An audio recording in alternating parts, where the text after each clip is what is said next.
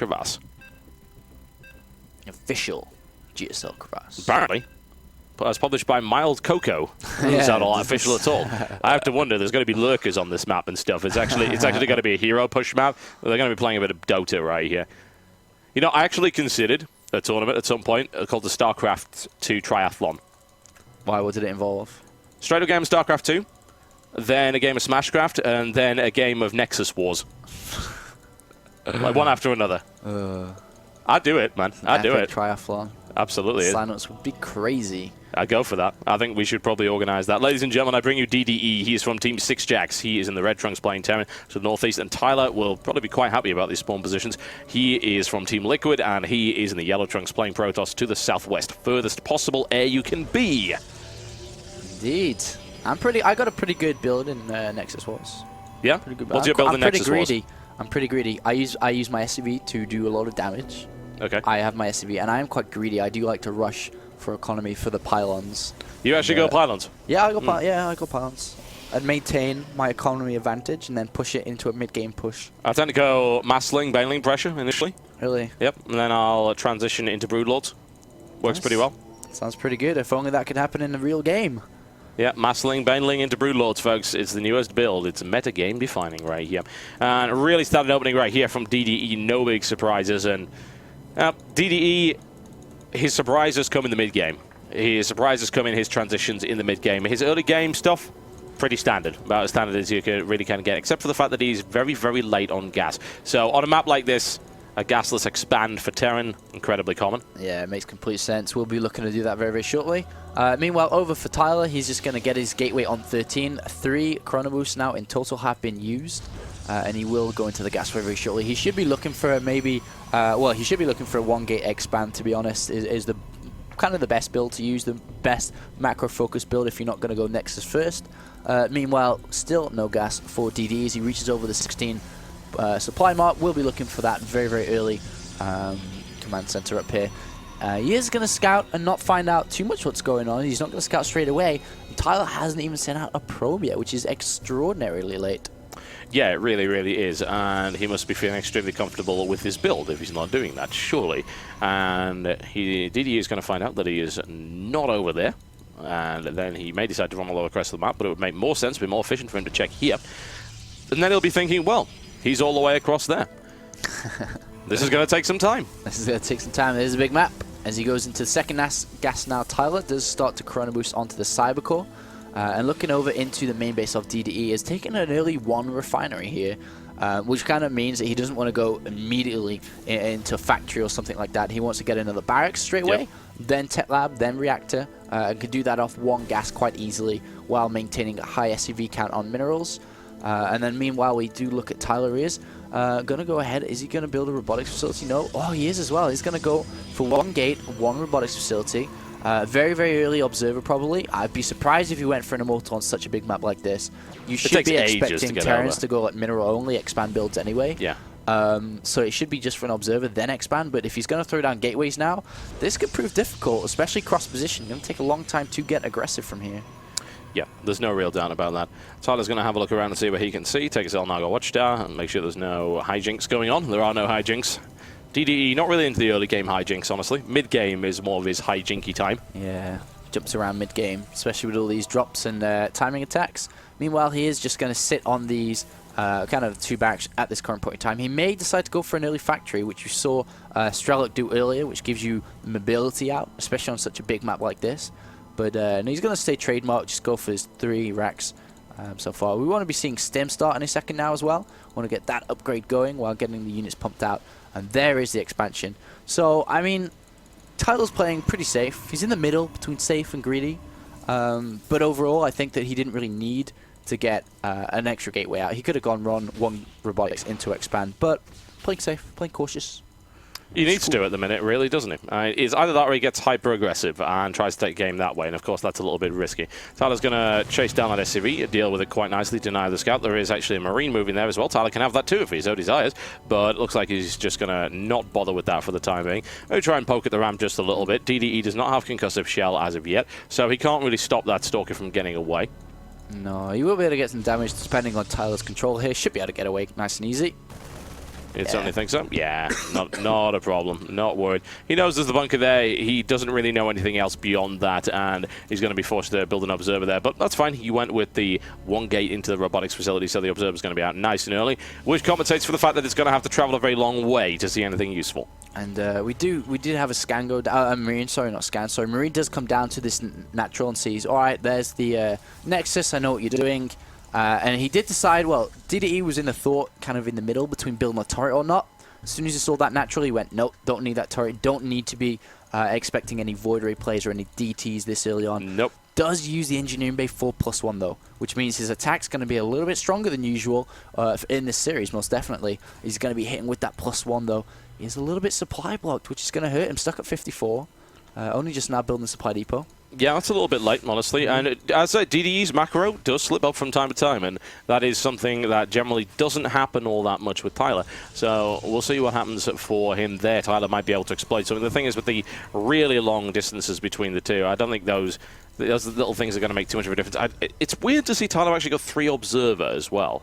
Has he got 3 observers Yeah, already? he's actually gone 3 well. observers. That's a huge number. Well, if you can't defend drops and you want some help, build 3 observers. That's what that's going to help you with, and a lot of scanning information. The problem is 3 observers and double forge equals little units, and not just little units, but no power units, such as Zealot Charge, such as Colossus, which means this timing attack with +1 is going to be pretty brutal. It's going to be very, very hard to defend. He does have a lot of sentries, so he can hold off while +1/1 does come out. But this attack looked like it's going to come before 1/1 gets way close. before, yeah, way before. Unless he gets held up by something, that's going to land just when +1 finishes. It's well timed. He won a Marine Shield, so that won't help him all that much. But as he said, a lot of sentries, a lot of energy. Guardian Shields and Force Fields could lock this attack down, and it comes down to execution from Tyler. Does he have what it takes to defeat this? If he does, he'll be in a good position. If not, then that might be him out of the tournament. I love this trademark Tyler. This is the Tyler that I fell in love with in TSL. You know, double 2/2 upgrades, which we're going to see here. And DDE is going to wait for Medivacs. Therefore, this push is delayed, which allows Tyler to go to 1/1, which is going to help out. The problem is he needs to try to get Zealot Charge out ASAP with this. But 1/1 is going to finish, hopefully. The Medivacs are on the way now. Where are they? They're in the middle of the map. Time is ticking. Zealot Charge is on the way. Double Chrono Boost on these forges. It looks like they will. And a big load up Observer, though. Sees everything. Oh, yeah. He knows what's coming. The question is, can he react to it? That's going to be down the bottom of the base, and Tyler's going to be taking his Stalkers off the line in order to do that. Is he being on... I was going to say, he's not been on 2 gates this entire time. That would be silly. But there's the main attack coming in, and it was crushed against a wall of Force Fields. However, this is limiting the amount of damage these Zealots can do, because they're going to have to move their way through there. He does clean it up quite nicely, and this is what really matters. How does he react to this? He's funneling his opponent into a small area. That's going to be great for him, no doubt about that. He's got this +1/+1. Looks like DDE is going to be forced back without doing any real significant damage. And 2/2's on its way now for Tyler. Trademark Tyler play. He's most known for, really, with his Protoss play. And that's going to be really beneficial for him now as he climbs so far ahead in upgrades. Currently 1/1 versus 1/0. 1 armor is about to finish for DDE. And 2/2 on the way for Tyler. He's taken the 3rd base now as well. A little bit later than DDE's command center, but that's okay. The command center has not been sent down, or is not really built too many SCVs either. So 54 probes versus 51 in total. And Zealot Charge is now being, well, about to be completed as well. And he's looking pretty good, actually. Yeah. He managed to defend against the kind of double prone attack, which is what his weakness has been in the previous series. So yeah, so this is a little bit of a muted attack right here coming in from DDE. What I did like, by the way, is the fact that DDE deliberately left 1 Marine at this expansion to scout the timing, and that was very, very effective. Down comes this little push. He might be able to take a pylon, perhaps 2. Thailand doesn't need to respond to this, and he's a bit late on the response as far as I'm concerned there. And now, of course, he's revealed that Zealot Charge is there. DDE needs to move away from that, but he's not particularly worried. The sentries don't have the necessary DPS to bring those down. And in the meantime, there's a drop here, which is, I would say, getting shut down, but it only shut down the medevac. DDE stays alive and is able to harass this Nexus. Will he have the firepower to deal with that? Most likely not. And another drop onto the 3rd base as well. Does get picked up and cleaned up. Meanwhile, on the top, though, these Marauders and Marines doing so much damage to the probe count. Oh, dear. 13 probes just killed by that little slaughtered, yeah. And on the 3rd base as well. Pretty nice from DDE. lowers the probe count to 47 versus 60. Oh, if he stops this +2, and he's going to, that's a crucial attack right there by DDE. He prevents the +2 armor from going off, and that was so close to completion. Yeah, and that allows him to go for 2-2 himself now and kind of keep up, if not overtaking the upgrade lead. Will allow Tyler to go directly into the upgrade if he decides to build it on that one forge. But is not going to do that as of yet. Tyler does have a large army. I mean, that's something to consider. His army supply is really high, and it's not buffed up by loads of Colossus or anything. There's only a single Colossus coming out, and he is 2-1. Which is not bad, and 2-2 upgrades have only just started here for DDE. There is a window. The thing is, maybe killing that armor upgrade is what makes the difference, because as you were saying, that classic 2-2 timing attack from Tyler, he invented that 2-2 timing attack. But this time it's only going to be 2-1. It's a little weaker. That said, DDE just did throw away a couple of units, and considering that Tyler already has an advantage, that is not a good thing to do. Huge numbers of bunkers coming up. DDE are not a fan of playing defensively. In the meantime, there is drop play coming in, folks. That Viking down there, and yet another drop coming down on the back natural of Tyler. Is he going to get the Nexus, though? It looks like he is Oh, with his yeah, +1. no doubt. He's definitely going to get that. Again, another Nexus goes down. Tyler already in pursuit behind, getting ready to blink on top of these medivacs as they leave.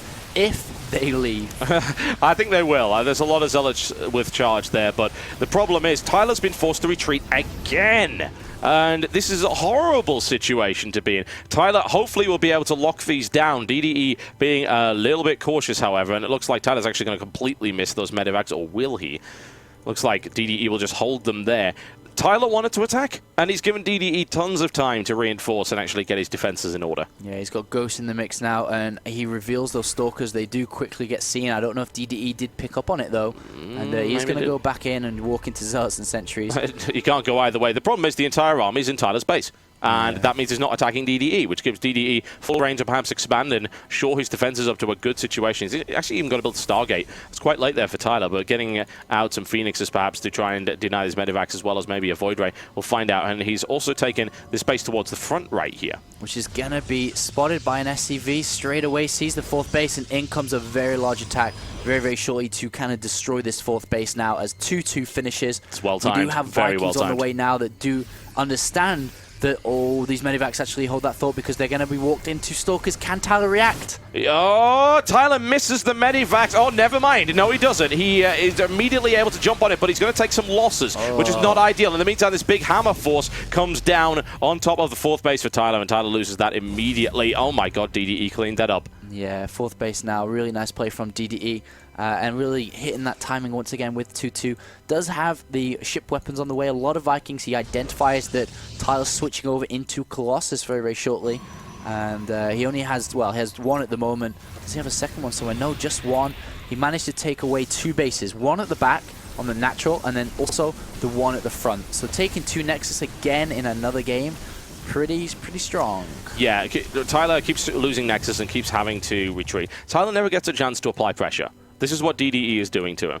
And as a direct result, Tyler is honestly getting a little bit mauled here. He's able to warp in more units, and that's good, but what are you going to do with that army? DDE now has a larger army. Tyler had a supply advantage for so long, and now that's not the case anymore, thanks to DDE just dividing and conquering, taking little pieces of Tyler's army out, destroying a Nexus here and there. There's even a nuke on the way right here for DDE. That's going to be good. But look at the, I mean, the Tyler's army, he doesn't have that much damage output. Yeah, he has a lot of Zealots, but we're clumped up around these bunkers. They're not going to really maximize their damage. And he has 2 Colossus, and that's really it. You know, a few Stalkers there. They all do have +3 attack, but DDE's army has +2 armor, +3 on the way. So he doesn't really have the damage dealers like Storm, like a mass amount of Colossus.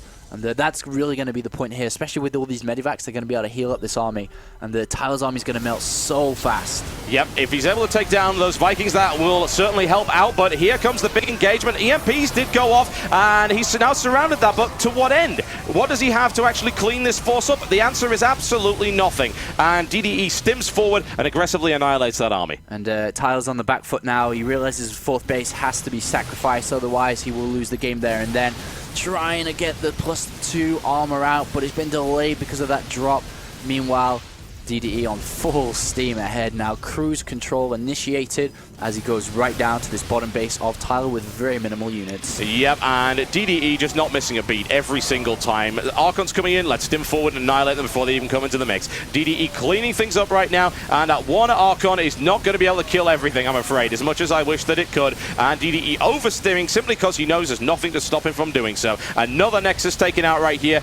Some tiny little warpins coming in, a big probe pull off the line. Those Marauders refuse to die regardless of the amount of damage that's been done to them, and Colossus comes to pick this one up.